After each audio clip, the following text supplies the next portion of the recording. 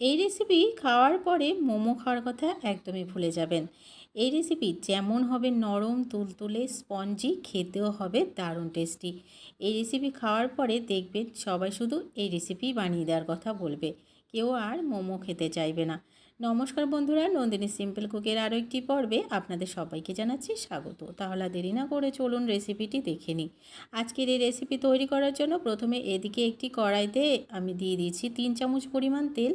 তেলটা একটু গরম হয়ে গেলেই তেলে দিয়ে দিচ্ছি 3টি ডিম ফাটিয়ে। তবে ডিমগুলো দিয়েই কিন্তু নাড়াচাড়া করবেন না, একটুখানি বসতে দেবেন। যখন দেখবেন একটু ভাজা হচ্ছে তখন আস্তে আস্তে নাড়া দিয়ে ডিমগুলোকে ভুজিয়া তৈরি করে নিতে হবে। তবে এই ভুজিয়াটি কিন্তু একটু নরম হবে, খুব বেশি ভাজা যাবে না। তার জন্য খুব তাড়াতাড়ি কিন্তু নাড়াচাড়া দিয়ে এবারে ভেজে নামিয়ে নিতে হবে। আর গ্যাসের ফ্লেমটাকে একদমই লোতে রাখবেন, লোতে রেখে তারপরে ভাজতে হবে। তাহলে দেখবেন আর কড়া ভাজা হবে না, একটু নরম তুলতুলেই থাকবে। তো বন্ধুরা, আর একদমই ছোট ছোট টুকরো করে কেটে নিতে হবে। তো আমি খুব ভালো করে ছোট ছোট টুকরো করে কেটে নিয়েছি আর এগুলোকে ভেজে নামিয়ে নিচ্ছি। ওই কড়াইতেই দিয়ে দিচ্ছি আরও 2 চামচ পরিমাণ সাদা তেল। তেলটা একটু গরম হয়ে গেলে এখানে দিয়ে দিচ্ছি একটা পেঁয়াজ কুচি। পেঁয়াজটা দিয়ে একটু নাড়াচাড়া দিয়ে মিশিয়ে নেব। তবে এই পেঁয়াজটাকে কিন্তু খুব বেশি ভাজা যাবে না, শুধুমাত্র একটু নাড়াচাড়া দিয়ে তেলের সাথে মিশিয়ে নিতে হবে। পেঁয়াজটাকে একটু নাড়াচাড়া দিয়ে মিশিয়ে নিয়েছিলাম। এবার আমি এখানে দিয়ে দিচ্ছি বাঁধাকপি। এখানে বাঁধাকপি অবশ্যই দেবেন। বাঁধাকপি তো এখন সিজন না থাকলেও মার্কেটে পাওয়া যায়, তো বাঁধাকপিটা অবশ্যই দেবেন। দিয়ে দিচ্ছি একটা গাজর, গাজরটাকে একটু বড় বড় করে কেটেছি। এই পর্যায়ে দিয়ে দিচ্ছি লবণ পরিমাণ মতো, আর দিয়ে দিচ্ছি হাফ চামচ পরিমাণ গোলমরিচের গুঁড়ো। দিয়ে খুব ভালো করে সমস্ত কিছুকে নাড়াচাড়া দিয়ে মিশিয়ে নিচ্ছি আর একটু সফট করে নেব। তবে খেয়াল রাখবেন, খুব বেশি ভাজার কিন্তু প্রয়োজন নেই, শুধুমাত্র এই সমস্ত কিছু থেকে যা জল বেরোনোর বেরিয়ে গিয়ে একটু সফট হয়ে যাবে। আর যে আমরা গাজরটা ব্যবহার করেছিলাম, গাজরটা হালকা সেদ্ধ হবে, একটু ক্রাঞ্চি ভাব থাকলে খেতে বেশি ভালো লাগবে, যার জন্য খুব বেশি ভাজা যাবে না। তো বন্ধুরা দেখুন, অনেকটাই কিন্তু জল শুকিয়ে গেছে। এই পর্যায়ে আমি দিয়ে দিচ্ছি ভুজিয়াগুলো, ডিম যে ভেজে রেখেছিলাম আমরা সেগুলো দিয়ে দিলাম। দিয়ে খুব ভালো করে নাড়াচাড়া দিয়ে একটু মিশিয়ে নিচ্ছি। একদমই রেডি হয়ে এসছে, আর কিন্তু খুব বেশিক্ষণ রান্না করার প্রয়োজন নেই। শুধুমাত্র এই সমস্ত জিনিস একটু সফট হয়ে গেলেই কিন্তু রেডি হয়ে যাবে। তো বন্ধুরা, একদমই রেডি হয়ে গেছে, নাড়াচাড়া দিয়ে মিশিয়ে নিলাম। জলটাও পুরোপুরি শুকিয়ে গেছে, আর কিন্তু কোনো রকম জল নেই। নামিয়ে পুরোপুরিভাবে ঠান্ডা করে নিতে হবে। এদিকে একটি ছোট সাইজের বাটি নিয়েছি, এই বাটিতে দিয়ে দিচ্ছি পরিমাণ মতন লবণ, দিয়ে দিচ্ছি 1 চামচ চিনির গুঁড়ো, আর 2 চামচ পরিমাণ দিয়ে দিচ্ছি ইস্ট। আর এখানে দিয়ে দিচ্ছি একটা ডিমের সাদা অংশ। দিয়ে দেব এখানে গরম জল, 1 কাপ পরিমাণ জল আমি এখানে ব্যবহার করছি। জলটা দিয়ে খুব ভালো করে নাড়াচাড়া দিয়ে মিশিয়ে নিতে হবে।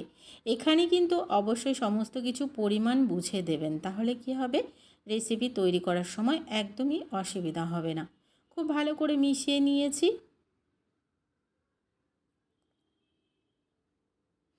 এবার এদিকে একটি পাত্রে নিয়ে নিচ্ছি, একটি ছাঁকনিতে আমি 4 কাপ পরিমাণ ময়দা নিয়ে নিচ্ছি।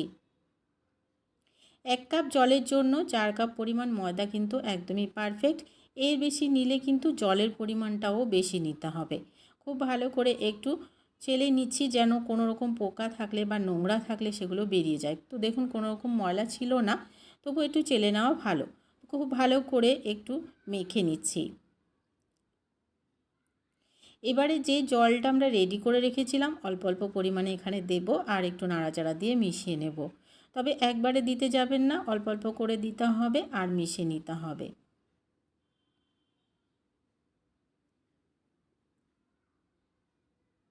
ডোটাকে প্রথমে একটু চামচ দিয়ে আমি তৈরি করে নিচ্ছি, পরে হাতের সাহায্যে মেখে নেব। যেহেতু একটু জলটা গরম আছে, তার জন্য হাতের সাহায্যে পরে আবার খুব ভালো করে মেখে একটা ডো রেডি করে নিতে হবে।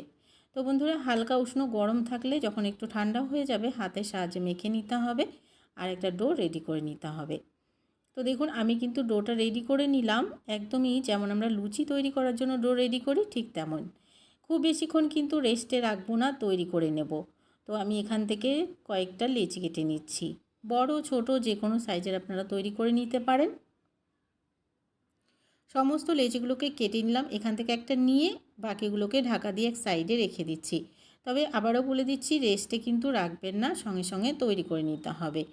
তো বন্ধুরা, এদিকে একটি কিচেন বোর্ডের উপরে রেখে একটু আটা ছড়িয়ে একটা রুটি তৈরি করে নিচ্ছি। তবে রুটিটা খুব বেশি বড় করব না, পাতলা করব না, সাইডটাকে একটু বেলে নিতে হবে। মাঝখানটাকে কিন্তু খুব বেশি বেলা যাবে না, তাহলে বানানোর সময় ছিঁড়ে যাবে। একটা তৈরি করে নিলাম। এবারে আমি পুরটা দিয়ে দিচ্ছি। একটু বেশি করে পুর দেব, তাহলে খেতেও ভালো লাগবে। তো আমি এখানে প্রায় 3-4 চামচ মতো পুর দিয়ে দিলাম। দিয়ে এবারে আমি শেপ দিয়ে দিচ্ছি। চারিদিক থেকে মুড়ে বন্ধ করে দেব, যেমন আপনারা ভিডিওতে দেখতে পাচ্ছেন।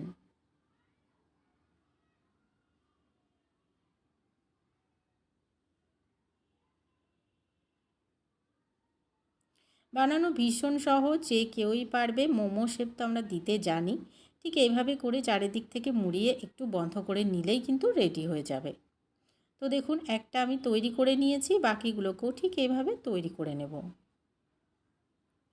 এদিকে একটি কড়াইতে জল গরম হতে দিয়েছিলাম, ওপরে একটি ছিদ্রযুক্ত প্লেট বসিয়ে দিয়েছি। এই প্লেটের মধ্যে এক এক করে সবগুলো সাজিয়ে দিচ্ছি। আর অবশ্যই কিন্তু এই প্লেটের মধ্যে একটু তেল ব্রাশ করে নেবেন বন্ধুরা, না হলে যখন আমরা তুলব তখন কিন্তু নিচে দিয়ে ছিঁড়ে যাওয়ার ভয় আছে। তো কয়েকটা একটু ফাঁকা ফাঁকা করে সাজিয়ে দিলাম, যেহেতু এগুলো একটু ফুলবে, না হলে একটার সাথে একটা লেগে যাবে।